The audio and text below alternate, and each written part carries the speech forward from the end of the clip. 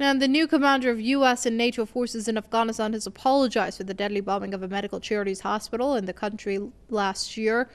General John Nicholson made an apology in his visit to the city of Kunduz, where the hospital belonging to Doctors Without Borders is based. U.S. officials said last week that military personnel involved in the air attack had been disciplined but faced no criminal charges. This drew a strong condemnation from rights campaigners.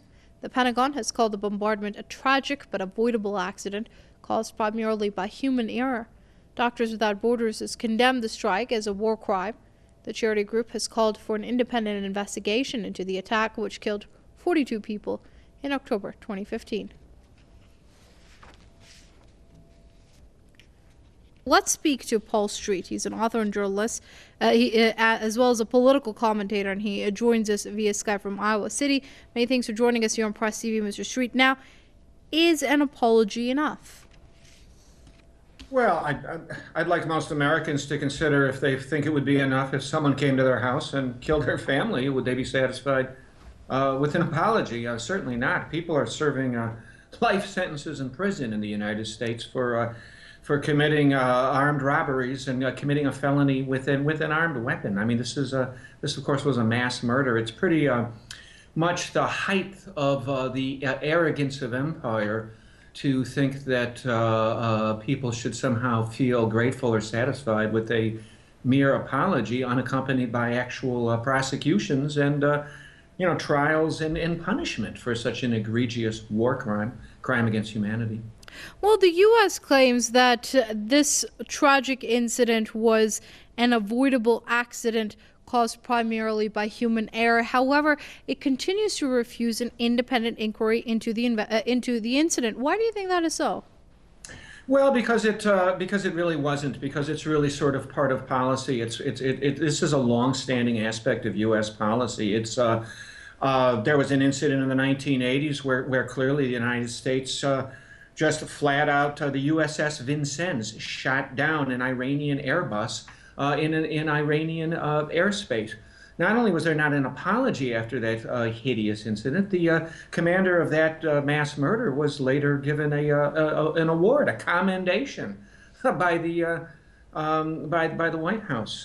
There was a massive attack in Bola Baluk, a bombing in western Afghanistan in early 2009, unaccompanied by any kind of apology at all. This is actually sort of policy. It's a kind of, the United States right now seems to be sort of in the position of a mafia don and wants it known to those anywhere who dare to resist its imperatives and its commands that you take your life.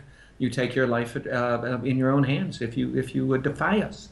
That's the reality of the policy. Now it's supposed to be a step forward that they're apologizing for such things. Right now, I'd like to pick up on that point that this is a policy where we see a lack of accountability and nobody is tried or penalized for killing human beings or targeting a place like a hospital. There is a lack of transparency and a lack of cooperation. This is something that has become a theme of U.S. interventions, not just in Afghanistan, but all over the world.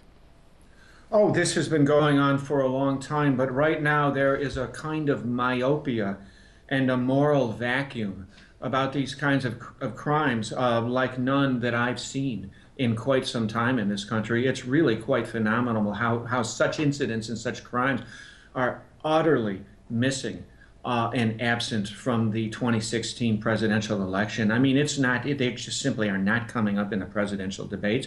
Even the so-called left progressive alternative to Hillary Clinton, Bernie Sanders, doesn't talk about this kind of criminality, which is just epic. I mean, any American can read about the reality of U.S. foreign policy. They can look up the writings of William Blum or my own writings or the writings of Noam Chomsky. They can Google up Highway of Death and what the United States did in Iraq in 1991. They could Google up the U.S. economic sanctions and the hundreds of thousands, 500,000 Iraqi children that were killed by U.S. imposed economic sanctions, and they can Google up Bola Baluk and they can Google up Fallujah.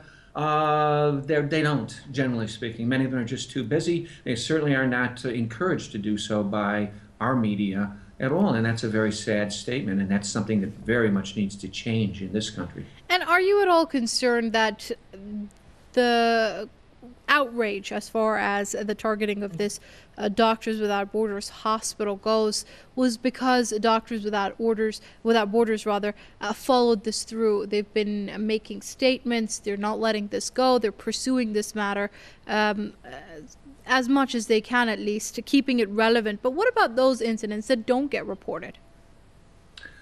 Oh, well, there's dozens of them, you know. I mean, and as I say, this goes way back. This is an old tradition in American foreign policy. It goes back to the settlement of this country. For every Sand Creek massacre that was known about in Colorado, for example, in 1863, there were dozens of others. For every My Lai massacre that took place in Vietnam in the late 1960s, there were dozens, if not hundreds of other bigger and even worse incidents than the My Lai massacre. I mean, this is just a recurrent theme, and there's this blinding influence of American exceptionalism, this sort of inherent doctrinal assumption that is just pervasive in American political and intellectual culture, except on the real left. Except for people like Chomsky and William Blum, I hope myself and others like us, there's just this doctrinal assumption that as Madeleine Albright once said, the United States is good. We always try to do our best everywhere in the world. And you just say, this is just said enough again and again and over again, and it's believed. All right, that's author, journalist, and political commentator Paul Street joining us via Skype from Iowa City. Mr. Street, thank you very much indeed for your comments here on Press TV.